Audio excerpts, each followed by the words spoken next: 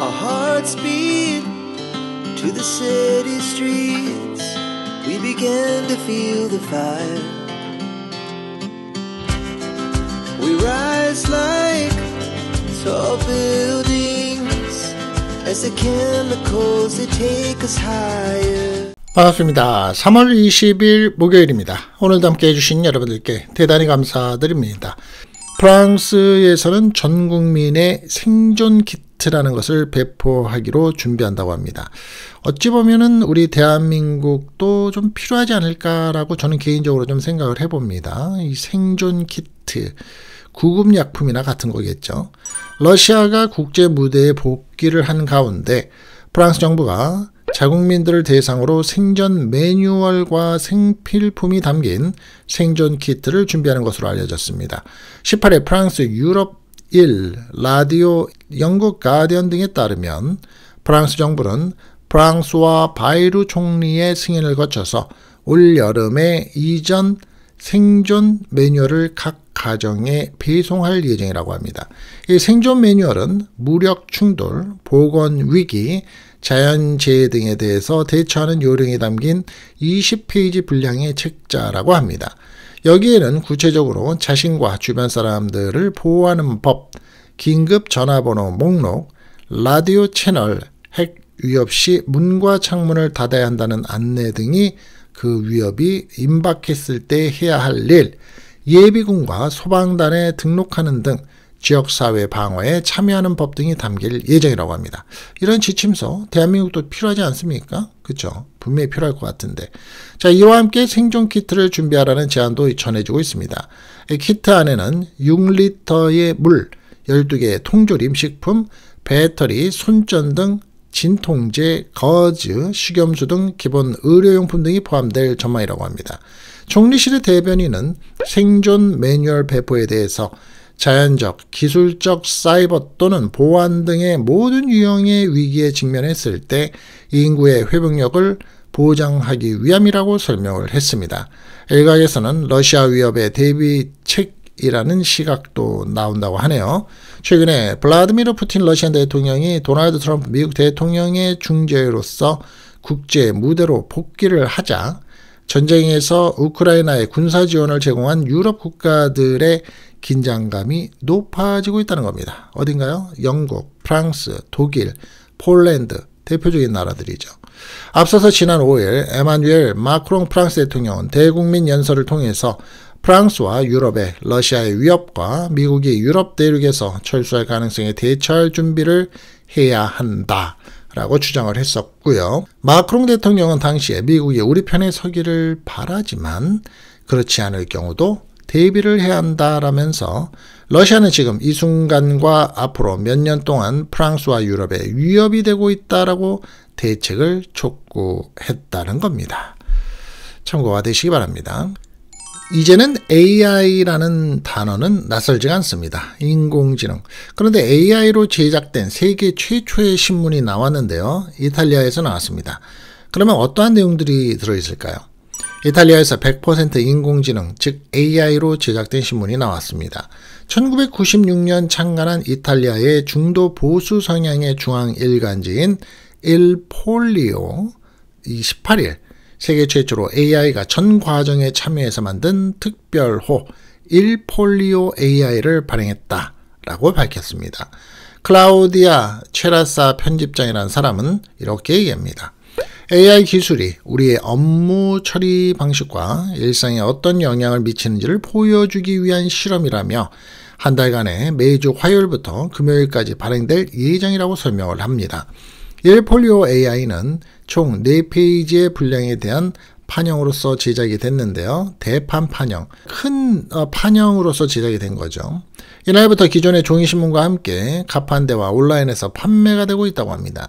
신문 제작의 모든 과정이 AI에 의해서 이루어졌고 기사 작성, 제목, 인용문, 요약 등의 모든 부분을 AI가 수행을 했다고 합니다. 사람들이라고 하는 인간의 기자들은 AI의 질문을 입력하는 역할만 담당을 했다고 합니다. 특별호에는 22개의 기사와 3개의 사설이 실렸다고 하고요. 일면에는 이탈리아 내에 도널드 트럼프 미국 대통령 지지자들의 이율배반적인 행태를 비판하는 기사가 또 실렸다고 합니다. 또한 푸틴의 10가지 배신이라는 제목으로 블라디미르 푸틴 러시아 대통령이 지난 20년간 약속을 어기고 협정을 파기한 사례를 다룬 칼럼도 게재가 됐다고 합니다. 이면은 이탈리아 경제 관련 기사가 실렸고요. 오피니언 면으로 꾸며진 사면에는 AI가 생성한 독자 편지가 담겼다고 합니다. 한 독자는 AI가 미래의 인간을 쓸모없게 만들 것인가? 라는 질문을 던졌는데 이에 대해서 AI는 훌륭한 혁신이지만 아직 설탕을 틀리지 않고 커피를 주문하는 방법은 모른다 라고 대답을 했다고 합니다. 영국의 일간 가디언은 기사는 체계적이고 간결하며 명확했다. 문법적인 오류도 눈에 띄지 않았다. 라며 다만 기사 중에 취재원을 직접 인용한 기사는 없었다라고 분석을 했는데 인간이 기사를 쓰지 않았으니까 당연히 없겠죠. 그런데 이 앞으로 저는 개인적으로 관심을 그쪽에 갖습니다. 실버 산업 쪽에, 즉 우리가 나이가 더 들어가면서 80대가 됐을 때 대화를 할 상대가 없으면 지금도 물론 가능하죠. 태블릿이나 핸드폰 그리고 컴퓨터에서도 AI하고 대화가 가능합니다. 하지만 AI 내에 이모티콘이 형성이 되고 내가 원하는 상대방이 만들어져서 그 상대방과 늘 24시간 대화를 할 수 있는 시대. 그렇다면 노화나 우울증이 좀 더 적어지지 않을까 하는 생각도 순간 들어봅니다. 여러분들 뱃살 때문에 고민하십니까? 저 역시 고민하고 있습니다. 나이살이라고도 하는 이 뱃살, 여성분들은 더 고민이 많죠. 주사한다면 뱃살을 모두 녹인다는 치료제가 2년 뒤에 상용화가 된다고 합니다. 전 세계적으로 비만 치료제가 돌풍을 일으키고 있죠, 현재. 그러한 가운데 주사 한 번에서 2번 맞으면 뱃살을 없앨 수 있는 약물이 출시될 예정이라고 합니다. 라지 엘타라퓨틱스는 RZL012를 개발하고 있다고 합니다. 라지엘 테라퓨틱스의 최고 의료 책임자는 이 박사인데요. 이름은 패트리샤 워커라는 박사입니다. 18일 RZL012 약품은 GLP-1 약물의 보완적인 치료제로서 특정 부위의 지방 감소를 가능하게 한다라고 소개를 하고 있습니다. GLP-1 약물이 위에서 음식을 이동하는 속도를 늦추고 배고픔을 덜 느끼게 해서 전반적인 체중 감량을 돕는다면 RZL012는 턱 밑 지방과 옆구리살, 뱃살 등 원하는 부위에 주사를 투여해서 지방세포를 없앤다고 합니다. 워커 박사는 RZL012는 새로운 이 화학물질로서 국소적 지방 감소를 위한 주사형 치료제라며 이제 중요한 단어가 여기서 치료제라는 거죠. 친지질성 특징으로서 지방 조직에 선택적으로 결합해서 지방세포를 녹이는 것이다 라고 강조를 하는 거 있습니다. 임상 2비상 결과 RZL012 고용량 그룹은 위약 대비 통계적으로 유의미한 지방 감소 효과를 확인했다고 합니다. 대표적인 피험자의 경우 최대 34%의 지방 감소까지 확인이 됐다고 합니다.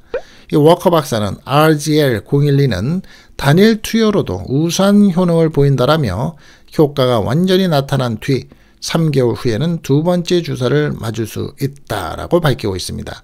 이어서 지방 감소 주사제 1세대로 꼽히는 미국의 키테라의 키벨라와 비교를 해서 RZL012는 한 번에서 2번만으로도 월등한 효능을 보여주면서 경제적인 부담도 덜하다라고 말을 하고 있습니다. 라지엘타라퓨틱스는 RZL012를 언젠가요? 2027년 미국과 중국에서 출시할 계획이라고 합니다. 이를 위해서 임상 3상은 올해 하반기 중에서 미국에서 시작해서 내년 말에 완료를 한다 하고요.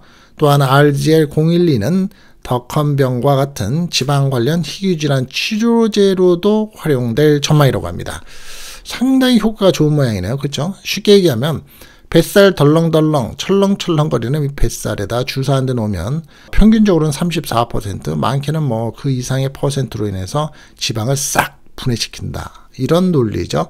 앞으로 2년 후에 상용화가 된다라는 겁니다. 요즘에 한국도 난립니다. 이 노로바이러스 들어보셨을 겁니다. 이 노로바이러스에 가장 취약한 게 이제 굴이죠. 생굴. 그래서 이 통영 생굴이 대표적으로 대한민국에서 맛있다라고 하는데, 이 요즘에 굴이 이 마켓에서도 절대로 생굴로 먹지 않아야 된다. 먹지 말아라. 그리고 굴에 알레르기 반응이 있는 사람 꼭 드시지 마시라는 이 판매대에 이 어떤 안내 사인이 붙어 있습니다. POP 사인들이. 그런데 미국에서도 이 굴의 인기는 상당히 좋죠. 그리고 굴이 비쌉니다. 그런 가운데 이제 한국산 굴, 통영굴을 수입하기도 하는데, 이 굴 내용 한번 좀 짚어드릴게요. 얼마나 많은 사람들이 사망을 하고 감염이 되는지, 약이 있는지.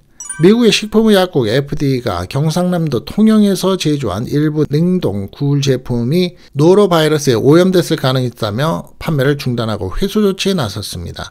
FDA는 지난 11일 홈페이지를 통해서 한국 통영에서 생산된 일부 냉동 반껍질 굴이 노로바이러스에 오염됐을 가능성이 있으므로 판매 중단 및 회수 조치한다고 밝힌 겁니다. 반껍질 굴이라는 건 껍질에 반은 있다는 소리입니다. 완전히 까놓은 굴이 아니고요. 리콜 조치가 내려진 제품은 2024년도 1월 30일, 2월 4일에 수확해서 모 업체가 통영에서 제조한 냉동 반껍질 굴이라고 합니다.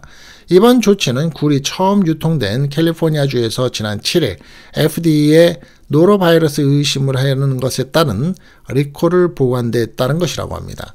FDA는 식당과 소매업체는 오염 가능성이 있는 냉동 반껍질 굴을 제공하거나 판매해서는 안 되며, 모든 제품을 버리거나 유통업체에 연락해서 폐기해야 한다라면서 굴을 먹고 노로바이러스 증상이 있는 소비자는 치료를 받아야 한다고 말을 하고 있습니다. 이 노로바이러스에 대해서부터 말씀을 드릴게요. 자, 노로바이러스는 늦가을부터 이듬해 초봄, 즉 3월달까지 영유아를 중심으로 유행을 한다고 합니다. 노로바이러스에 오염된 물 또는 굴 등 어패류 등 음식물을 섭취하거나 환자와의 접촉을 통해서도 주로 감염이 되며 비말에 의한 감염도 가능하다는 겁니다. 노로바이러스는 감염력이 매우 강하고 감염 후에 면역을 유지하는 기간도 짧아서 노로바이러스에 한번 감염됐더라도 재감염이 될 수 있어서 주의가 필요하다는 겁니다. 노로바이러스는 음식물을 통해서 사람에게 감염성 위장염을 일으키는 바이러스인데요. 영하 20도의 낮은 온도에서도 살아남아서 겨울철 식중독의 주요 원인이 된다고 합니다. 설사, 구토, 복통 배가 아픈 거죠. 발열, 열이 나는 겁니다. 주요 증상이면서 소량의 바이러스 입자만으로도 나이와 상관없이 감염을 일으킬 정도로 전염력이 강하다고 합니다. 면역력이 약한 노인이나 소아, 영아는 심각한 합병증을 겪을 수도 있다고 하고요. 세계보건기구 이 WHO에 따르면 매년 전 세계 7억 명이 노로바이러스에 감염이 되고 있고, 그 가운데 20만 명이나 목숨을 잃고 있다고 합니다. 노로바이러스는 식중독으로 인한 사망의 5대 원인 중 하나로 떠오르고 있습니다. 꼭 조심해야 될 것 같습니다.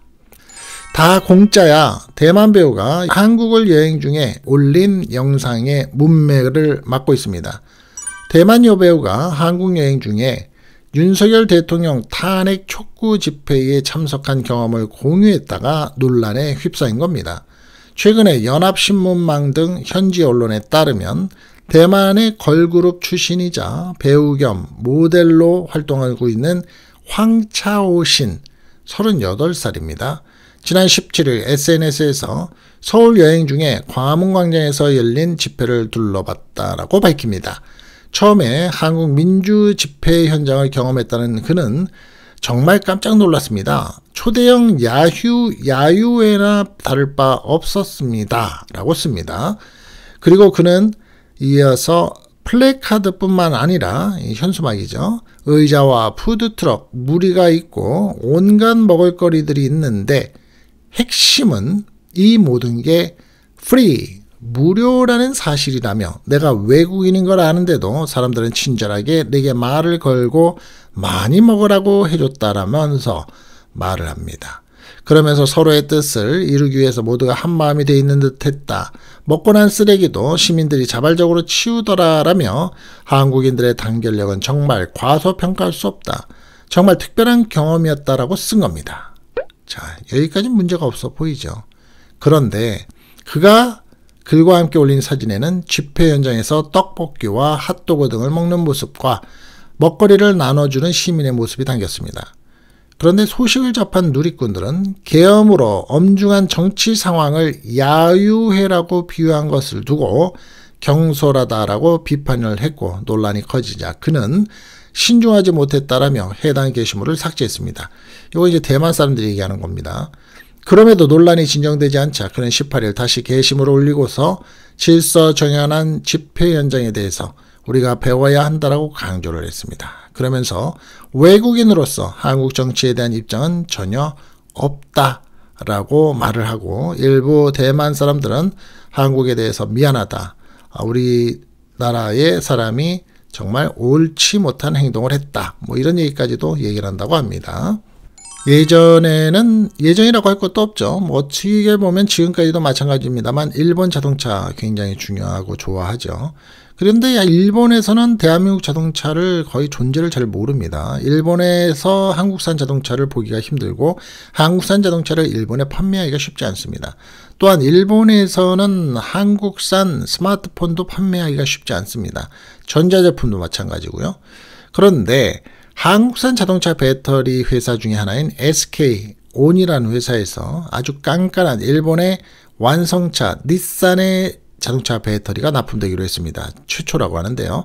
SK온이 일본 자동차 제조사인 닛산에 약 15조 원 규모의 전기차 배터리를 공급한다고 합니다.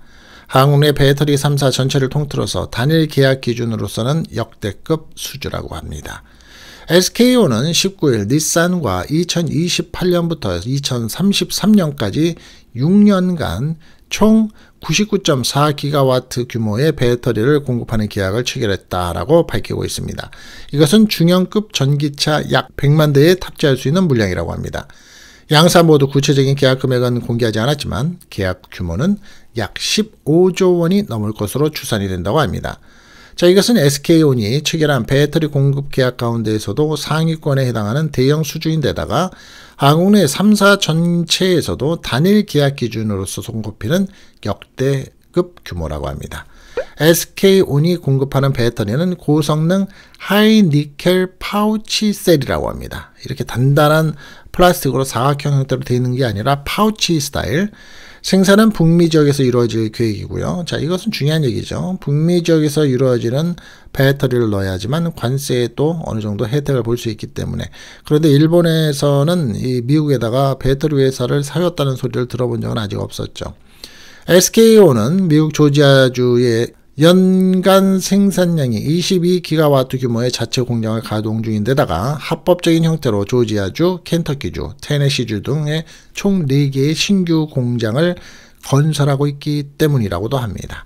근데 가장 중요한 것은 품질이 좋고 가격도 좋기 때문에 계약이 이루어졌겠죠. 네. 점점 세상이 살아가면서 시대가 달라지면서 대한민국 이 정도까지 되는구나 라는 생각을 종종 해보게 되는 최근의 모습입니다. 자, 오늘 준비한 제가 영상들은 모두 여기까지입니다. 도움이 좀 되셨습니까?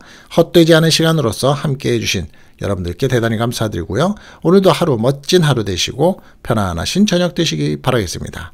다음 시간에 또 찾아뵙겠습니다. 감사합니다. Our hearts beat to the city streets. We began to feel the fire. We rise like tall buildings as the chemicals they take us higher.